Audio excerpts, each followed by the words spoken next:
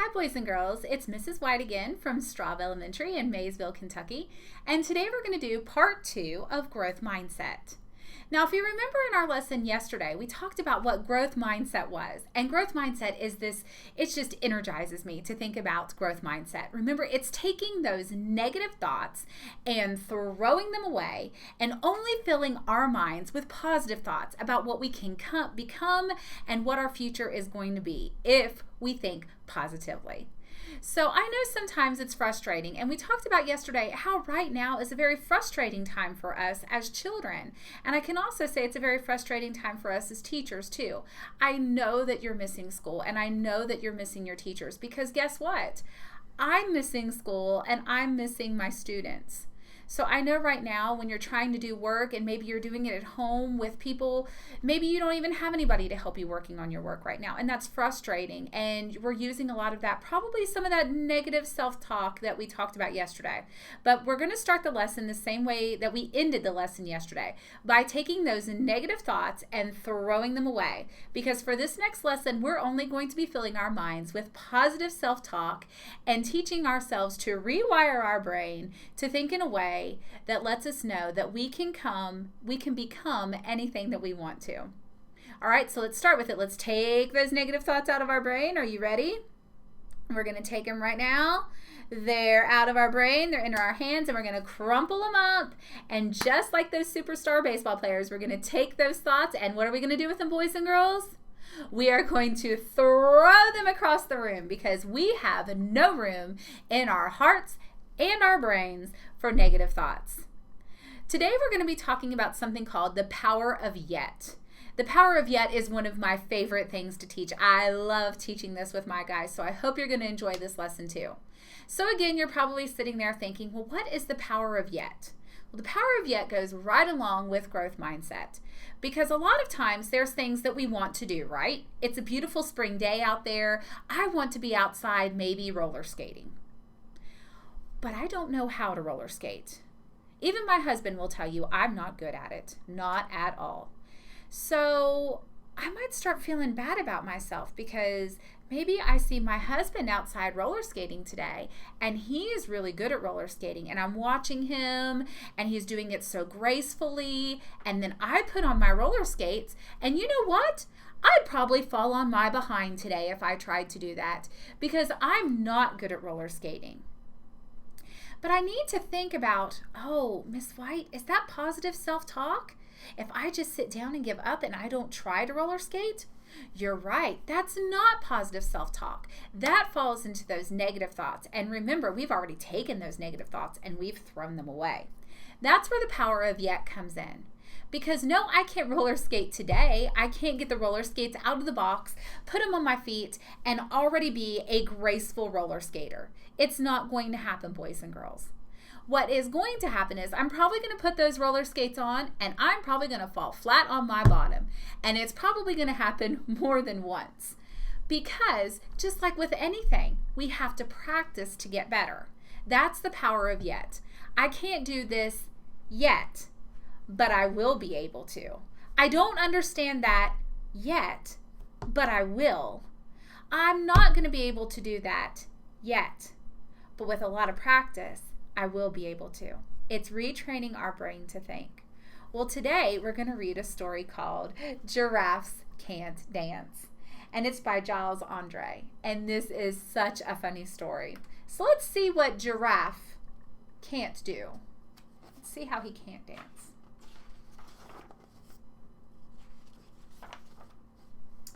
Gerald was a tall giraffe whose neck was long and slim, but his knees were awfully crooked and his legs were rather thin.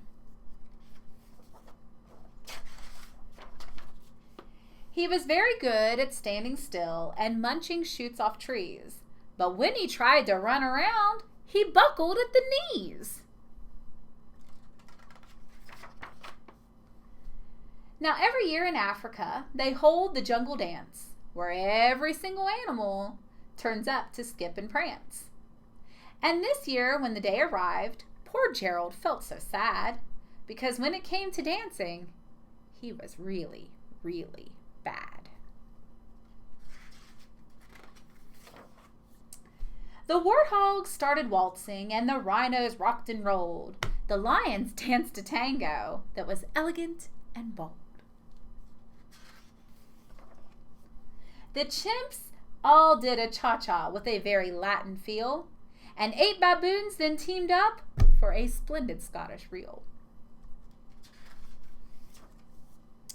Gerald swallowed bravely as he walked toward the floor, but the lions saw him coming, and they soon began to roar. Ha ha ha! Hey, look at clumsy Gerald!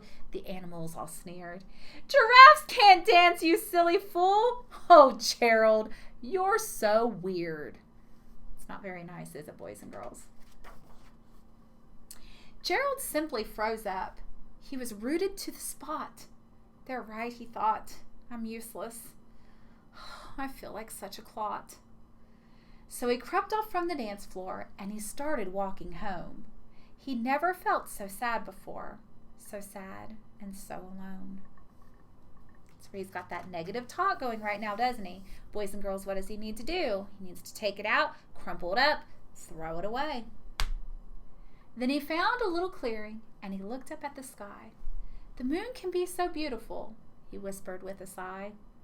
Excuse me, coughed a cricket, who'd seen Gerald earlier on. But sometimes when you're different, you just need a different song.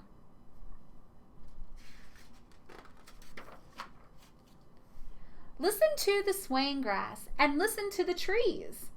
To me, the sweetest music is the branches in the breeze. So imagine that lovely moon is playing just for you. Everything makes music if you really want it to. With that, the cricket smiled and picked up his violin. Then Gerald felt his body do the most amazing thing. His hooves started shuffling, making circles on the ground. His neck was gently swaying, and his tail was a swishing round.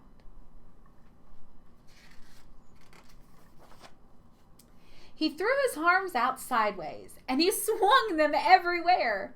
Then he did a backward somersault and leapt right into the air. Gerald felt so wonderful. His mouth was open wide. I am dancing! Yes, I am dancing! I am dancing! Gerald cried. Then one by one each animal who'd been there at the dance arrived while Gerald boogied on and watched him quite entranced. They shouted, It's a miracle! We must be in a dream! Gerald's the best dancer that we have ever seen. How did you learn to dance like that? Please, Gerald, tell us how. But Gerald simply twirled around and finished with a bow. Then he raised his head and looked up at the moon and stars above. We all can dance, he said, when we find the music that we love. Now see, boys and girls, what if Gerald would have stopped when everybody was making fun of him? Would he have ever learned that he had the power to dance in him all along? Of course not. He would have given up on something that was his dream. And boys and girls, sometimes we allow that to happen. Sometimes we allow others to take our dreams away from us. And we can't allow that to happen. Because boys and girls, you are the only person who is in charge of your dreams and what you are going to become when you grow up. We can help you get there, but ultimately it's your decision how far you go with what you want to be. And I believe that anybody sitting out there watching me today can become anything that they want to be. And it's not going to happen overnight. It's going to take time, it's going to take practice, and it's going to take a lot of growth mindset to get there. Let's take a look over here at the chart that we've made. Much like the one that we practiced yesterday, we're going to be using red to symbolize the negative thoughts because red means stop.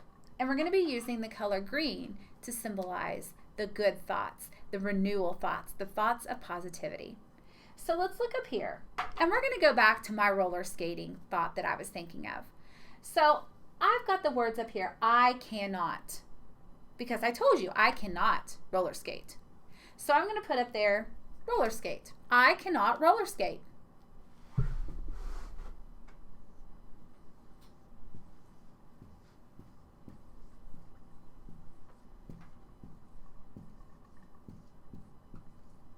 I can't do it. I told you if I tried today, I'd probably fall on my behind several times. So no, Mrs. White cannot roller skate. Yet. But let's think about it. What's something that possibly I could do today? I might not be able to gracefully roller skate in my driveway, but what's something I may be able to do? Well, if I had something to help me, I could probably stand up on the roller skates. And isn't that the first step of learning how to roller skate? Absolutely. So with help, I can stand on the roller skates. Now I know that's a tiny baby step, but guess what? When you were a baby, first you had to learn to roll over before you learned how to crawl, before you learned how to guide and step, before you learned how to walk on your own. It was a long process. You didn't just stand up one day and run across the living room, I promise. So, with help, I can stand with my roller skates. That's something I know I could do today. With help, I can stand on my roller skates.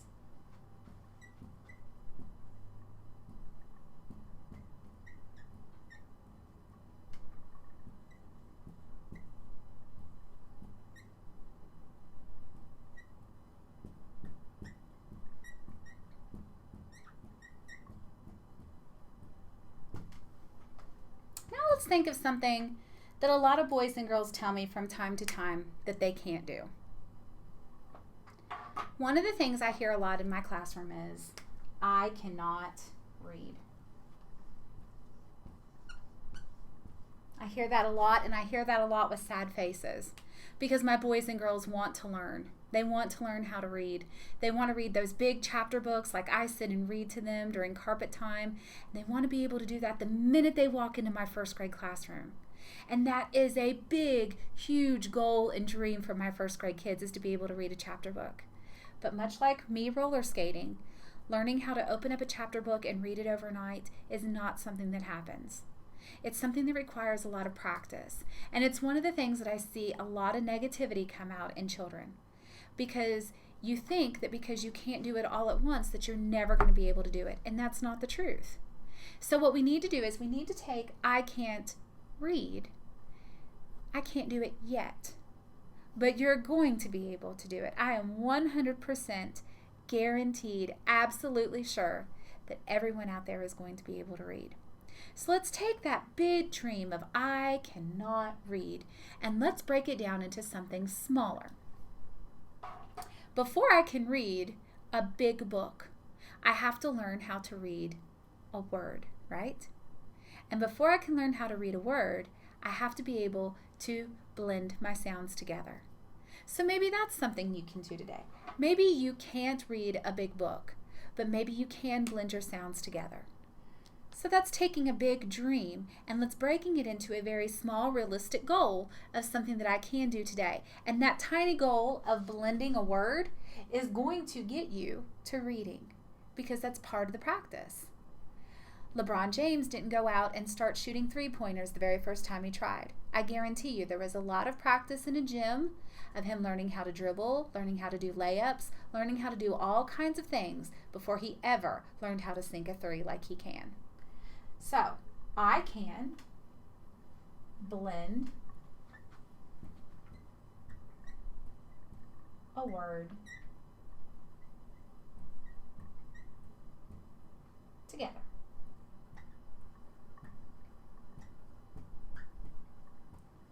And you know what? Maybe mom has to help you with that. Maybe dad has to help you with that. But you're still doing it. You're still learning how to blend a word. And that's the first step in beginning to read. And that's the first chunk in being able to read a chapter book. Boys and girls, today we talked about the power of yet and how we take those thoughts of something that we want to do in the future, like learn how to roller skate, and we break it down into tiny, feasible goals that we'll be able to do in the future. Because no, I'm not going to get my set of roller skates out straight from the box, straight from Amazon, put them on, and be able to gracefully roller skate in my driveway. I wish life was that easy, but it's not. Life is about growing, life is about changing, and life is about learning to take those negative thoughts that I feel about myself and turn them into positive feelings, knowing that if I continue to practice and work hard, and most importantly, believe in myself and who I am, that someday that goal of me roller skating is going to become a reality because I've taken small steps to get there. And boys and girls, I believe that you can do anything that you want to do. So what I want you to do right now is I want you to get out a piece of journal paper, and I want you to think about a dream that you have, something that you want to be able to accomplish this school year. And I want you to write it in there. And I want you to say, I cannot do this right now. That's that word yet, right now. But here's a small piece of it that I can do. And I want you to focus on that small piece that you can do. Because boys and girls, that tiny piece is going to lead to another tiny piece. And just like a puzzle, before you know it, you'll have all the pieces filled in and you will have met your goal. Boys and girls, this is Mrs. White with part 2 of Growth Mindset. I hope you enjoyed this just as much as I did. And I hope you join me tomorrow for part 3. Bye.